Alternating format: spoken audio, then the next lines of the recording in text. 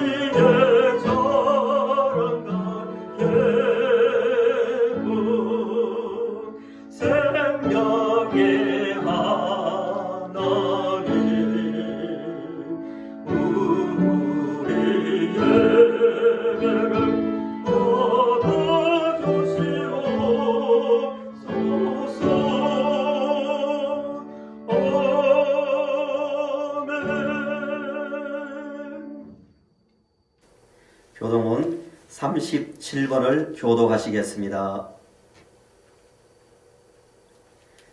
지존자의 은밀한 곳에 거주하며 전능자의 그늘 아래에 사는 자여, 나는 여호와를 향하여 말하기를 그는 나의 피난처요 나의 요새요 내가 의뢰하는 하나님이라 하리니 이는 그가 너를 새 사냥꾼의 올무에서와 심한 전염병에서 건지실 것임이로다. 그가 너를 그의 깃으로 덮으시리니 내가 그의 날개 아래에 피하리로다. 그의 진실함은 방패와 손방패가 되시나니 천명이 내 왼쪽에서 만명이 내 오른쪽에서 엎드러지나 이 재앙이 내게 가까이 하지 못하리로다. 그가 너를 위하여 그의 천사들을 명령하사 내 모든 길에서 너를 지키게 하시니라. 같이요. 하나님이 이르시되 그가 나를 사랑한즉 내가 그를 건지리라. 그가 내 이름을 안즉 내가 그를 높이리라. 아멘. 신앙 고백하시겠습니다. 전능하사 천지를 만드신 하나님 아버지를 내가 믿사오며 그의 아들 우리 주 예수 그리스도를 믿사오니 이는 성령으로 잉태하사 동정녀 마리아에게 나시고 본디오 빌라도에게 고난을 받으사 십자가에 못 박혀 죽으시고 장사한 지 사흘 만에 죽은 자 가운데서 다시 살아나시며 하늘에 오르사 전능하신 하나님 우편에 앉아 계시다가 저리로서 산자와 죽은 자를 심판하러 오시리라. 성령을 믿사오며 거룩한 공회와 성도가 서로 통하는 것과 죄를 사하여 주시는 것과 몸이 다시 사는 것과 영원히 사는 것을 믿사옵나이다. 아멘. 찬송 95장 부르시겠습니다.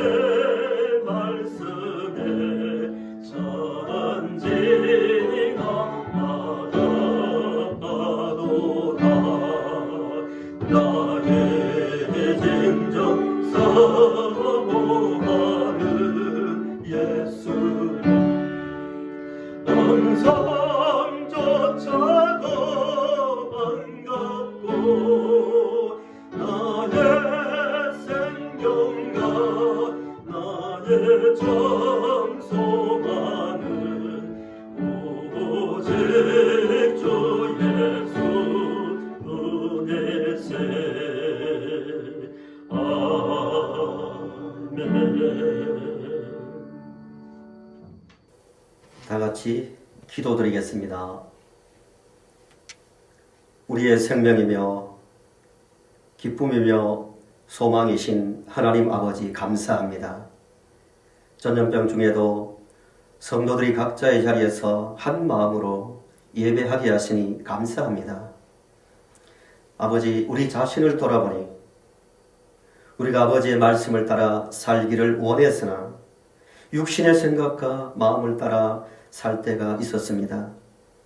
주의 보혈의 공로를 의지하오니 용서하여 주시옵소서. 교회를 위해 간구합니다.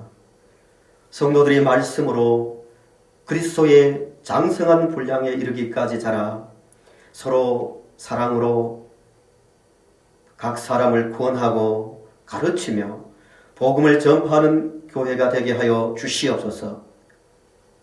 교회 이전을 앞두고 있습니다. 이전을 계기로 오직 아버지의 영광만 드러나는 교회가 되게 하시고 어두운 세상에 빛이 되어 교회의 사명을 잘 감당케 하여 주시옵소서. 세상에서 주님의 말씀에 순종하여 포로된 자에게 자유를, 슬퍼하는 자에게 위로를, 절망하는 자들에게 소망을 전하는 우리가 되게 하여 주시옵소서. 이 시간 아버지의 말씀을 들으려 합니다. 우리의 마음과 생각을 주장하사 말씀을 깨닫게 하여 주시옵소서. 아버지의 말씀을 듣고 우리가 자유하게 하시고 참 소망을 가지게 하시며 세상 욕망을 버리는 결단 있게 하여 주시옵소서. 우리의 걸음을 인도하시는 아버지께 감사드리며 예수님의 이름으로 기도드리옵나이다. 아멘.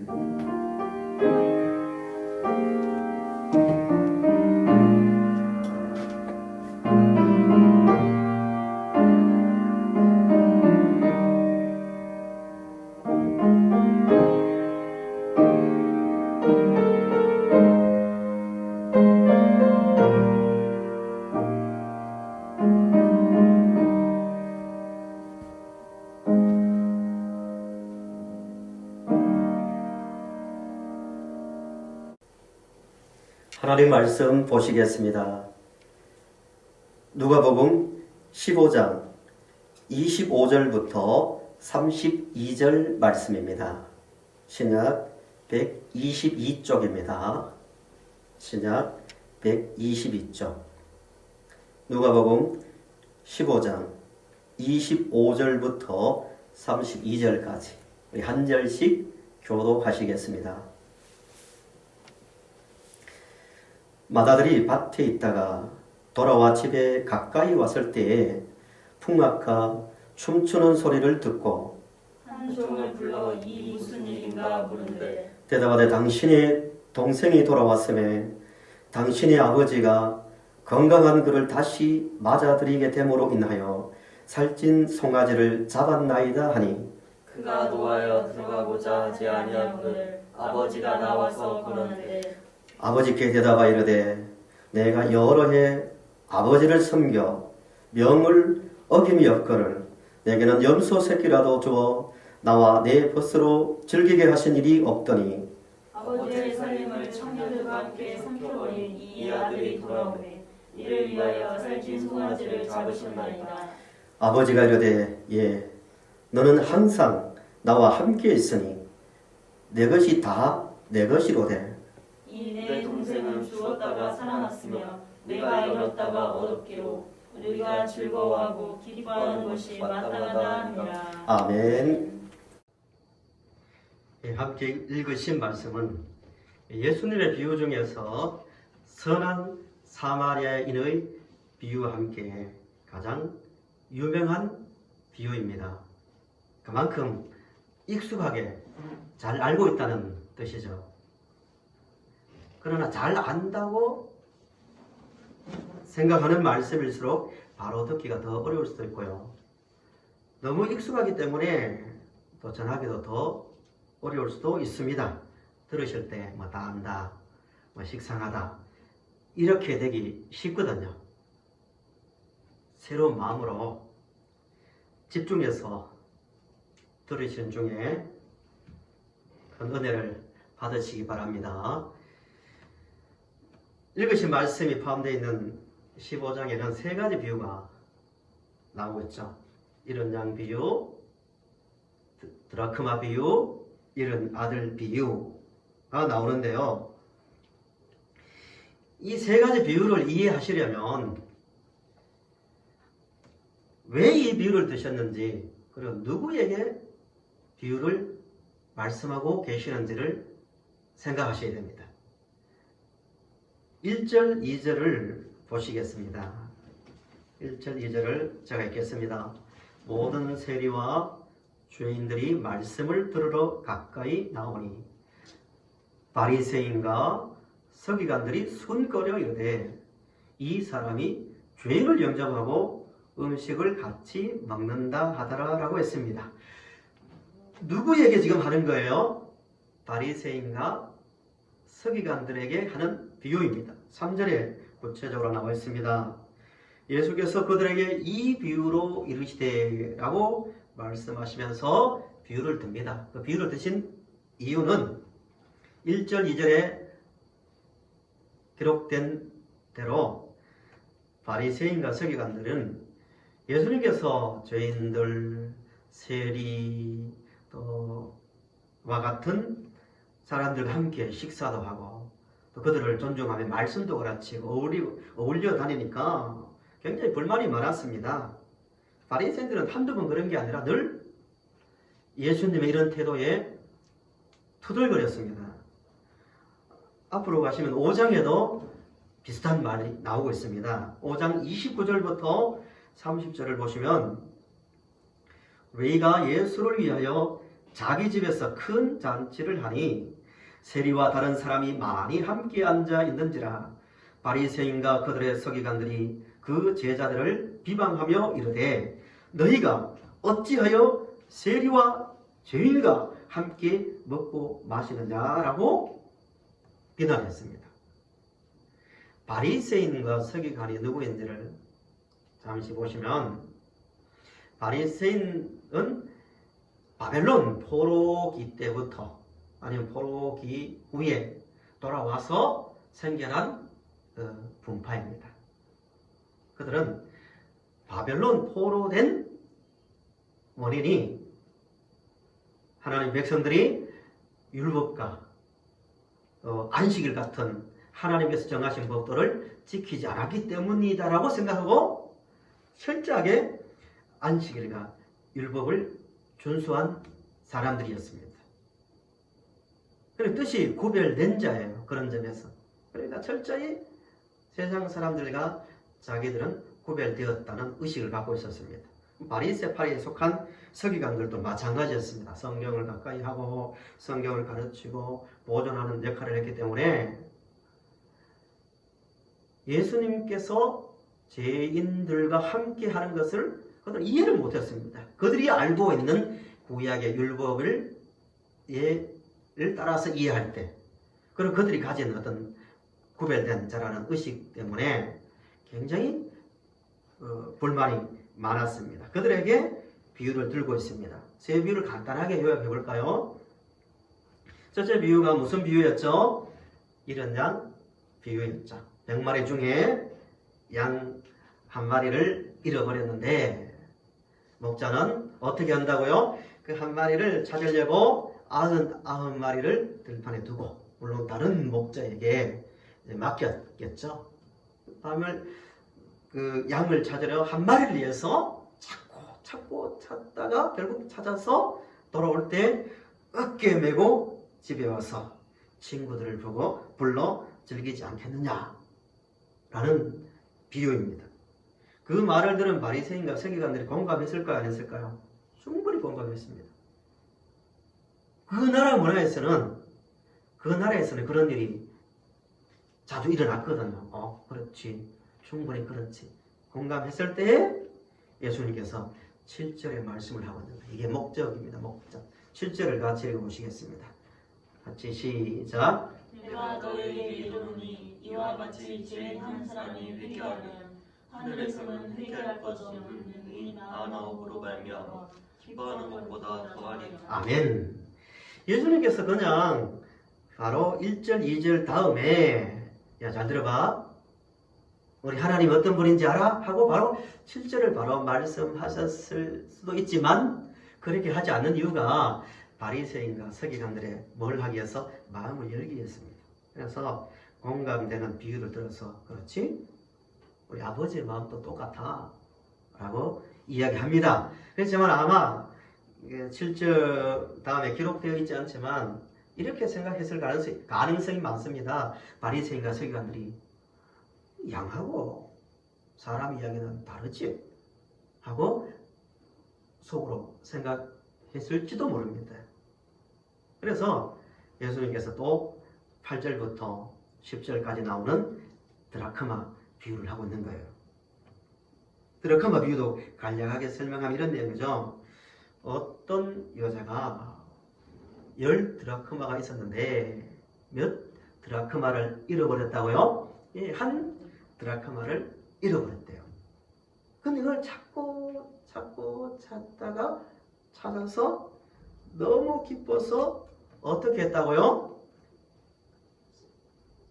9절 보시면 이웃을 불러 모으고 말하되 나와 함께 즐기자 하고 내가 드라크마를 찾아내었노라고 말하고 있습니다.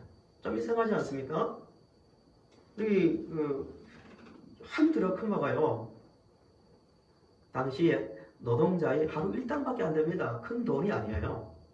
그런데 그거 하나 찾았다고 이웃을 불러 즐기면 몇 드라크마가 더 들어갈지도 모르는데요. 왜 그랬을까요?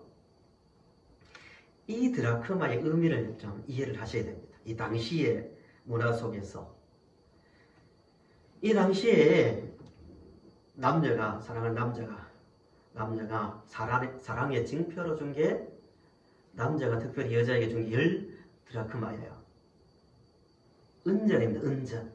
여자는 그것을 사랑을 받아들이고 또 지킨다는 의미로 10드라크마를 끼워서 어떻게 끼웠는지는 잘 모르지만 끼워서 이마를 두르는 장식품으로 만들어 썼습니다. 그걸 보고 서로의 사랑을 확인하는 거죠. 그걸 잃어버리면 큰일 나는 거 아닙니까? 단순한 드라크마가 아니죠. 그래서 예수님께서 어떤 사람이라 말하지 않고 어떤 뭐라고요? 여자라고 말합니다. 그 배경을 이해하니까요. 어떤 그 여자. 듣는 분들은 바로 알아들었을 거예요. 아, 그런 상태에 있는 여자 알아들었을 거예요. 그러고 난 다음에 그 말씀을 들을 때 바리새인과 서기관들은 어떤 마음 들었을까요? 빨리 찾아야 되는데 이런 마음 들었을 거예요. 이 공감하는 거죠. 예수님 말씀에 공감하는 거죠. 이 이마에 두른 10드라크마로 만든 것을 그 당시에 세메디랍니다. 세메디의 뜻이 세메디가 어느 만큼 중요하게 여겨졌냐면은 그 당시에 도적이나 강도들이 그 집에 들어와서 다른 물건은 다 훔쳐가더라도 세메디만큼은 훔쳐가지 않았습니다. 뭘 뜻하는지 아니까요. 심지어 부채가 있어서 그 집의 재산을 압류해도 장식하는 이 세메디만큼은 줘야 된다고 합니다. 유대인들에게 있어서 너무 중요한 물건이죠. 당연히 서기관과 바리새인들은 동의하죠. 공감하죠. 정말 그러네. 기뻐할 만하네 하고 동의할 때 또 예수님께서 10절을 말씀하신 거예요.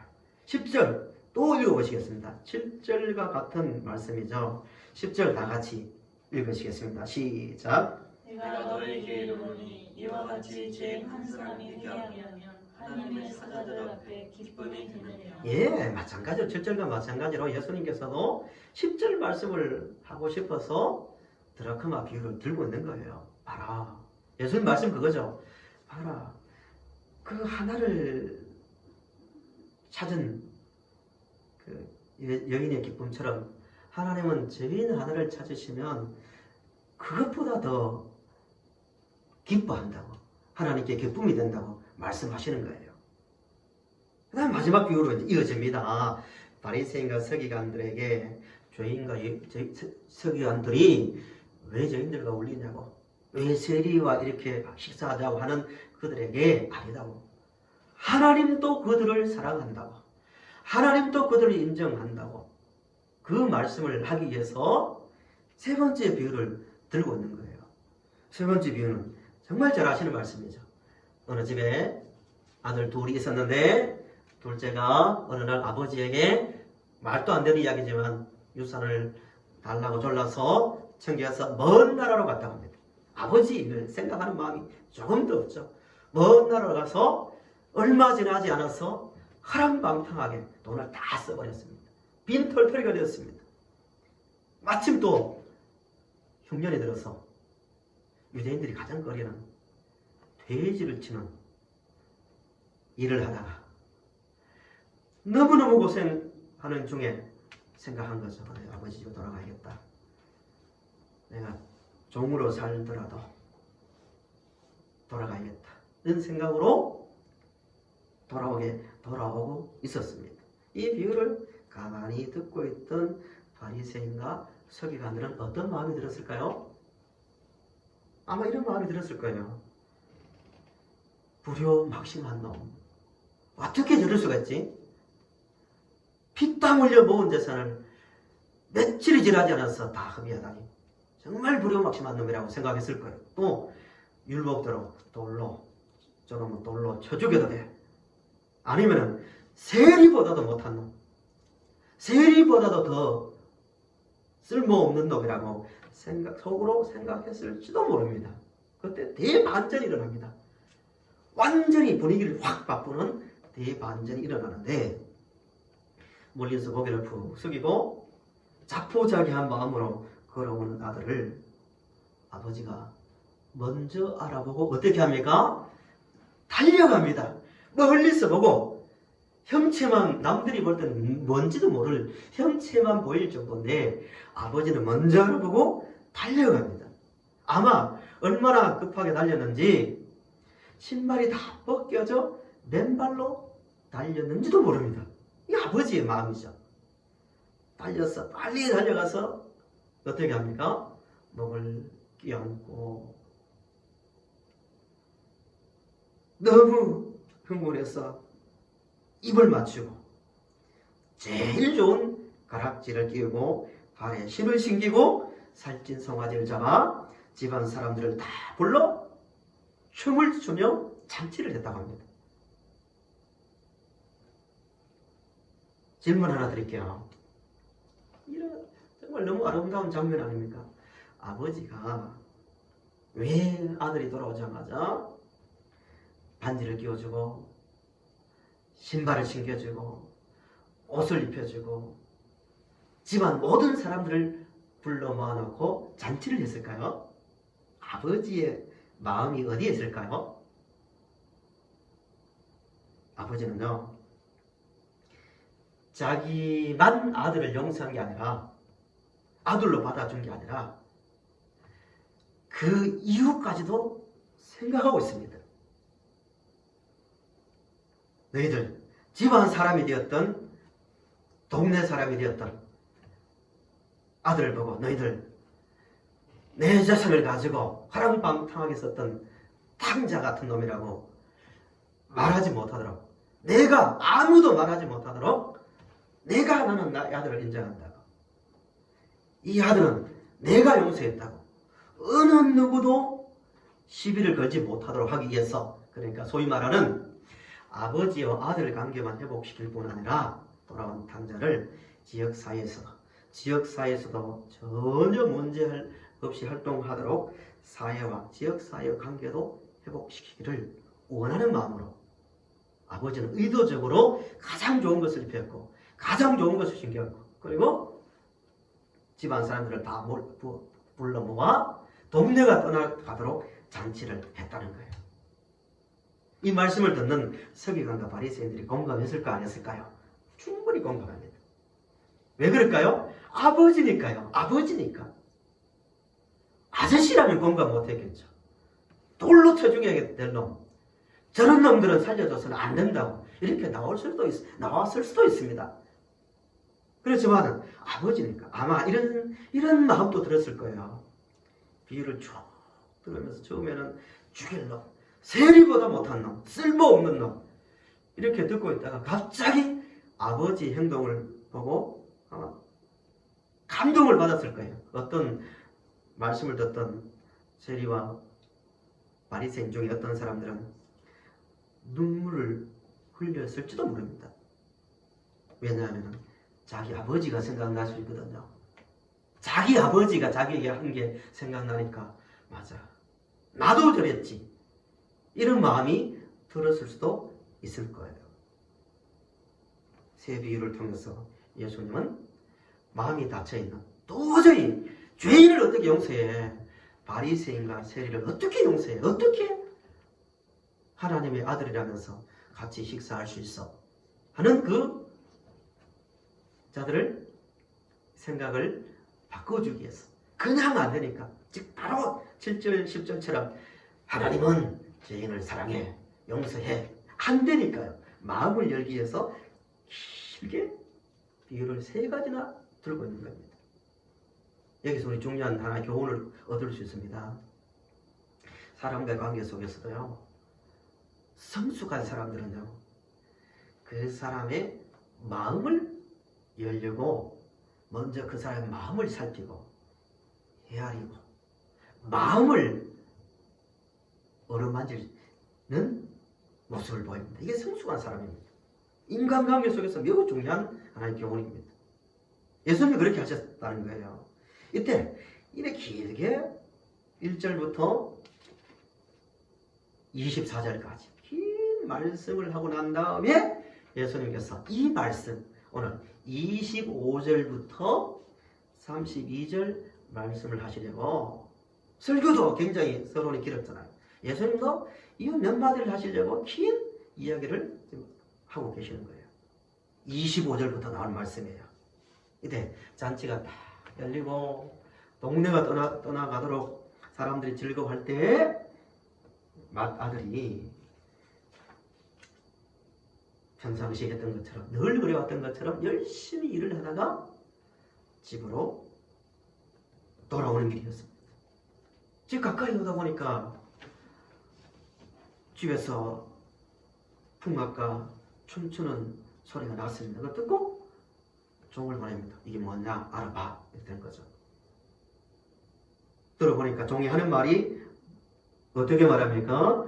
27절에 대답하되 당신의 동생이 돌아왔음에 당신의 아버지가 건강한 그를 다시 맞아들이게 됨으로 인하여 살찐 송아지를 잡았나이다 라고 말합니다.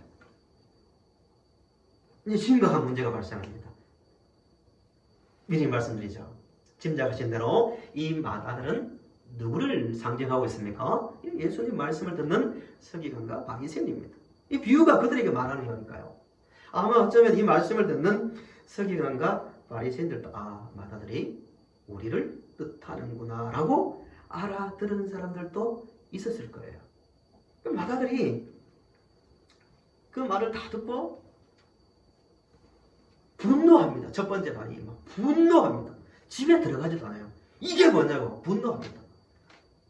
그래 아버지가 하도 분노하니까 소문이 귀에 들어갔겠죠. 집 밖으로 나옵니다. 마치 둘째 아들을 맞이하러 집 밖으로 나갔던 것처럼 똑같이 첫째 아들을 데리러 집 밖으로 나와서 권면한다고 말합니다. 권면합니다. 28절을 보시면 그가 노하여 들어가고자 하지 아니하거늘 아버지가 나와서 뭐 했다고요? 권하는 거예요. 아마 이렇게 권했겠죠. 왜 그러냐, 동생도 돌아왔는데 나 너무 기쁘다, 같이 너는 기쁘지 않냐, 들어가자 라고 권면을 했을 거예요. 그런데 그 말을 들은 큰아들은 더 이제는 뭐 폭발합니다. 이렇게 말합니다. 29절에 큰 소리로 말했을 거예요. 아버지께 대답하 이르되 내가 여러 해 아버지를 섬겨 명을 어김이 없거늘 내게는 염소 새끼라도 주어 나와 내 것으로 즐기게 하신 일이 없더니 아버지의 살림을 장녀들과 함께 삼켜버린 이 아들이 돌아오면 이를 위하여 살찐 송아지를 잡으셨나이다 라고 분노합니다. 나를 위해서는 평생 피땀 흘리며 일해온 나를 위해서는 염소 새끼 한 마리 안 잡아주면서 어떻게 재산을 다 날려버린 당신 아들을 위해서 그렇게 할 수 있냐고 분노합니다. 그래서 끝까지 집에 들어가지 않습니다. 이제 가장 중요한 질문을 하나 우리가 해봐야 됩니다. 가장 중요한 질문이고 반드시 이런 질문을 해야 합니다. 이 본문을 보시면서 첫째 아들의 문제가 뭘까요? 첫째 아들이 아버지 앞에서 행한 행동에 있어서 가장 큰 문제가 뭘까요? 한 가지입니다.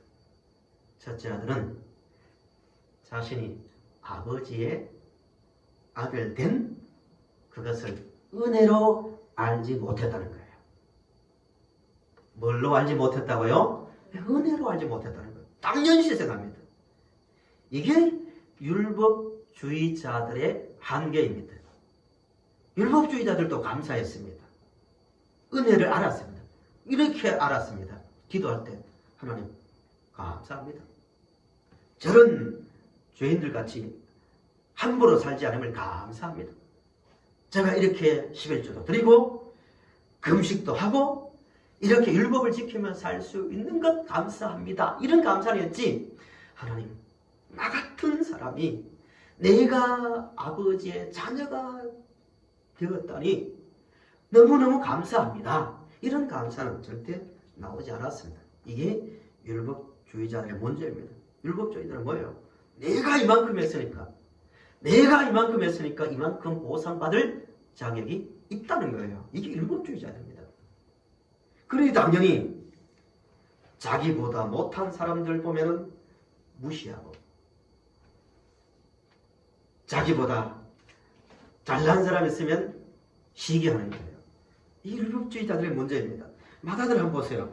맏아들의 문제가 얼마나 심각하냐 하면은 이 맏아들은 아버지와만 단절된 게 아니라 동생과도 철저히 단절되고요. 또 지역 공동체와도 단절되어 있습니다. 당장 종들이 당신의 동생이 돌아왔습니다 할 때 큰아들이 아버지에게 뭐라고 말합니까? 내 동생 이러지 않습니다. 당신 아들 이렇게 합니다.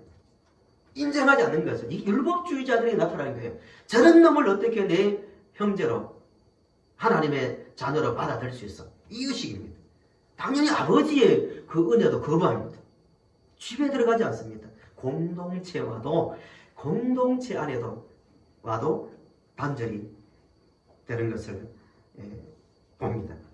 이게 율법주의자들의 비극입니다. 지난 주일날 말씀드렸죠. 율법주의자들의 착각이 여기 있습니다. 지난 주일날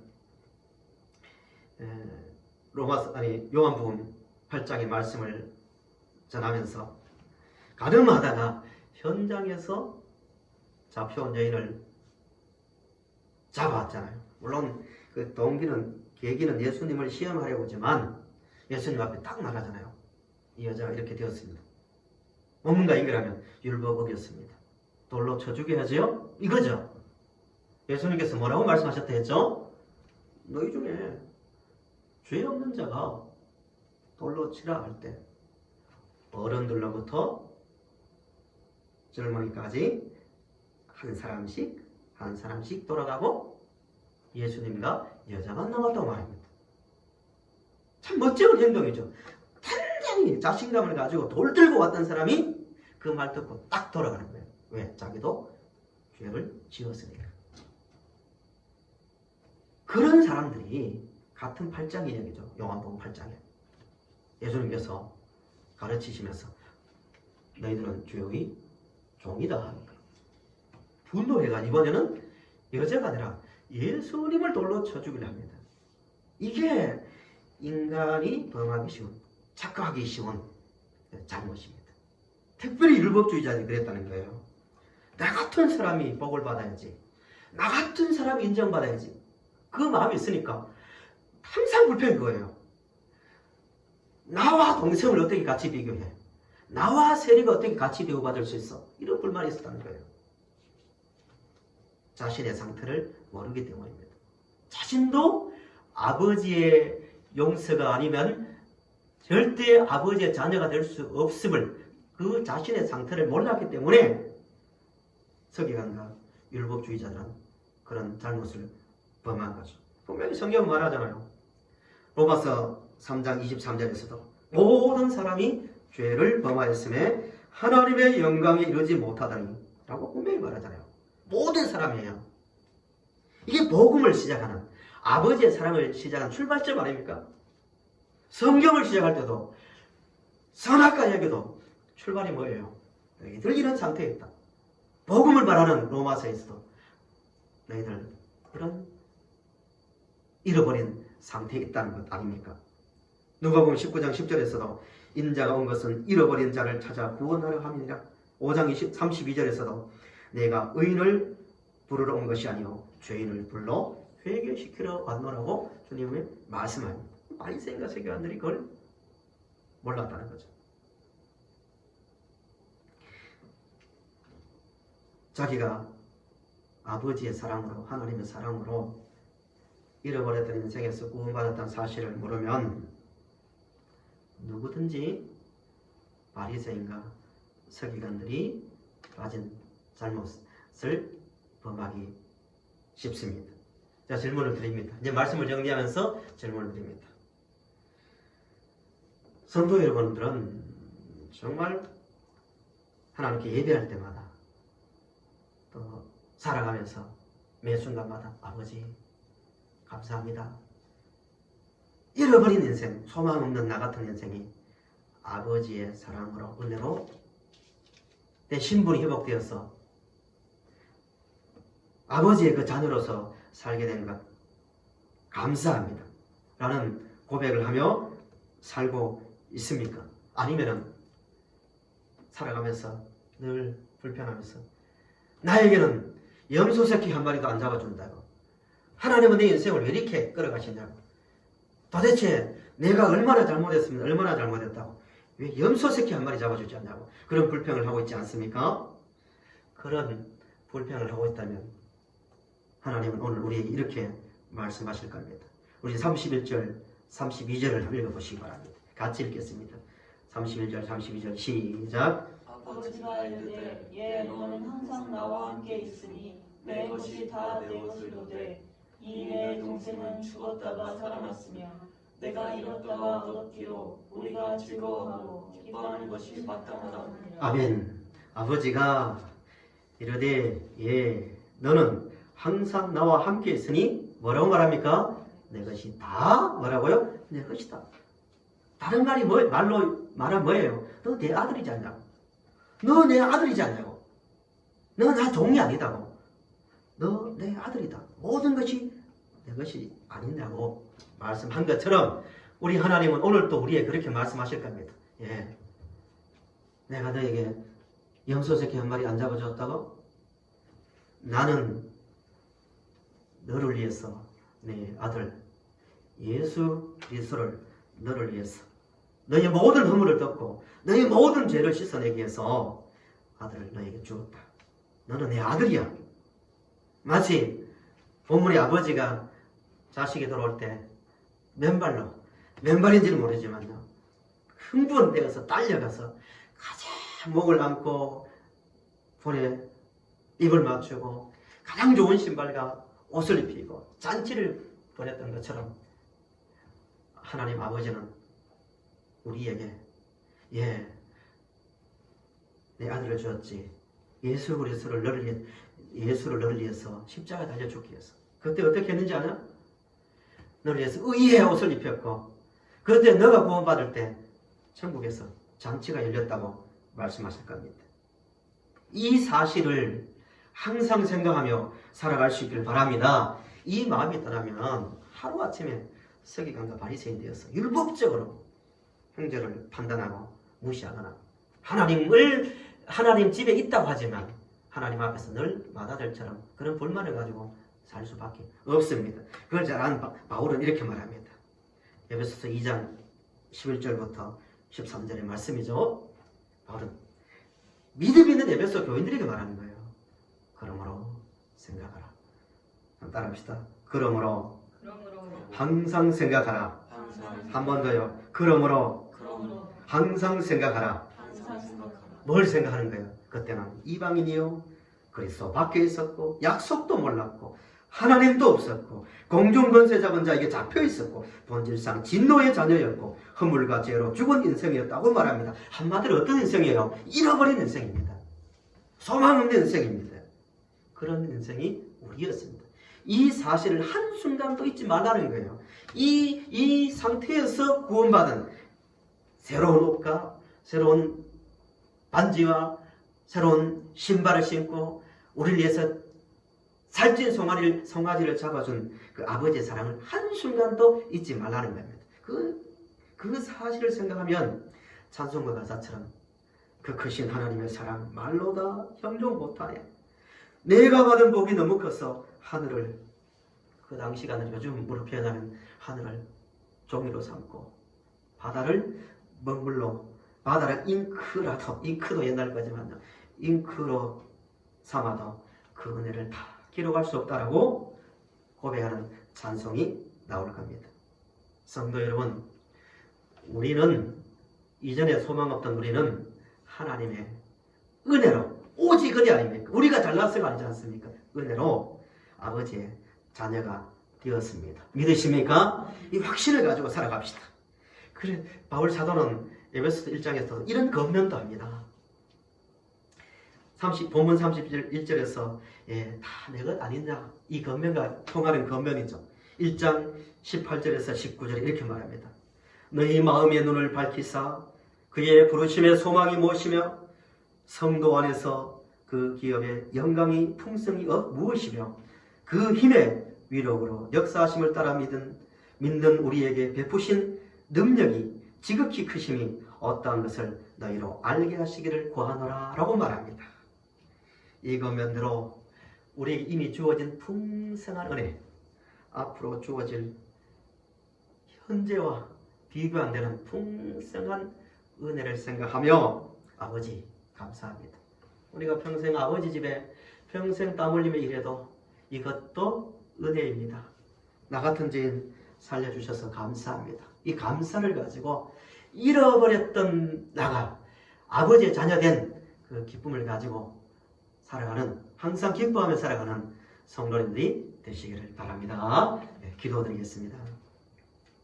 아버지 하나님 감사합니다. 그때는 집 나간 항자처럼 소망도 없고 아무 희망도 없고 내일도 없던 인생이었지만 주 예수 그리스도를 통하여 우리가 구원을 받아 아버지의 자녀가 되어 참 소망, 참 기쁨을 가지고 하늘의 소망을 가지고 살게 하시니 감사합니다.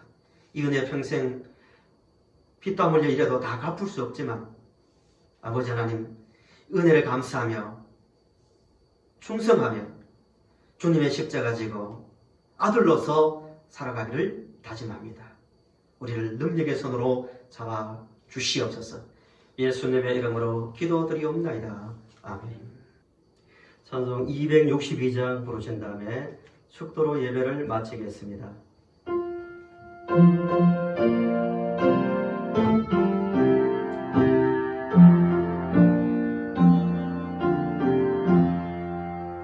날 구원하신 예수님 영원히 찬송하겠네. 서제히 와서 주께와 죄 사용하신 아들아 구하라 주실 것이요 찾으라 죄 중에서 난 영혼을 주 온전하게 하시네. 주는 이제로 인하여 피 흘려 주르셨으니 주밖에 없는 사랑을 한 백성 날개 전하세. 주 예수 사랑 못 잊어 나 항상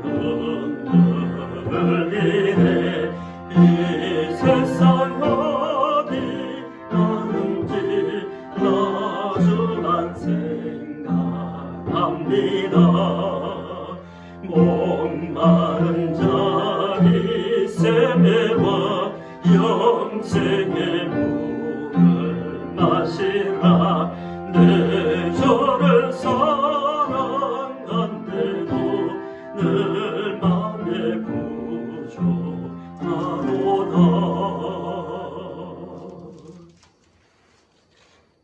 이제는 우리 구주 예수 그리스도의 은혜와 하나님 우리 아버지의 사랑하심과 성령님의 교통하심이 아버지의 은혜로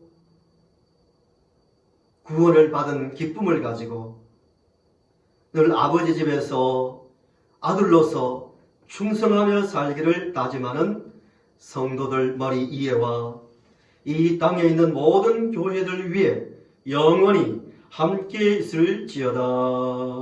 아멘.